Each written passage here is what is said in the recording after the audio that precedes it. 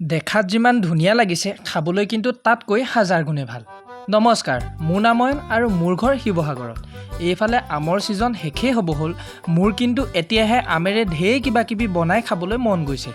গতিকে বলক আজি মেংগো কুলফি বনাওঁ। পিছে ভিডিঅ'টো আৰম্ভ কৰাৰ আগতে কৈ লৈছোঁ, ময়ো আজি প্ৰথমবাৰ বনাবলৈ লৈছোঁ যিহেতু যদি দেখিবলৈ বেয়াও হয় মাফ কৰি দিয়ে যেন। মেংগো কুলফি বনাবলৈ বৰ এটাও টান নহয় বাৰু, খালি আমকেইটাৰ পৰা গুটিটো উলিয়াওঁতে অলপমান কষ্ট হ'ব।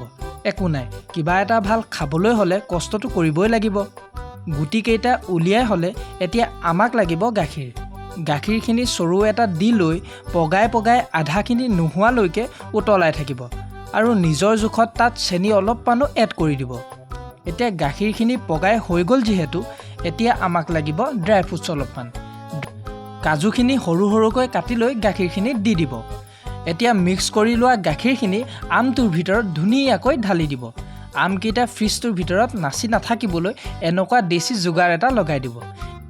এতিয়া সকলোখিনি যোগাৰ হৈয়ে গ'ল যিহেতু ৰাতিটোৰ কাৰণে ফ্ৰিজটোৰ ভিতৰত সুমুৱাই থোৱাৰ পাছত ৰাতিপুৱা আপোনাৰ আগত ৰেডি হৈ থাকিব মেংগো কুলফি। প্ৰথমবাৰ বনাইছোঁ যিহেতু হেঁপাহটো অলপ বেছিকৈ লাগি আছে। শেষত ধুনীয়াকৈ গোল গোলকৈ কাটি লৈ হেঁপাহ পলুৱাই খোৱাৰহে কথা আৰু।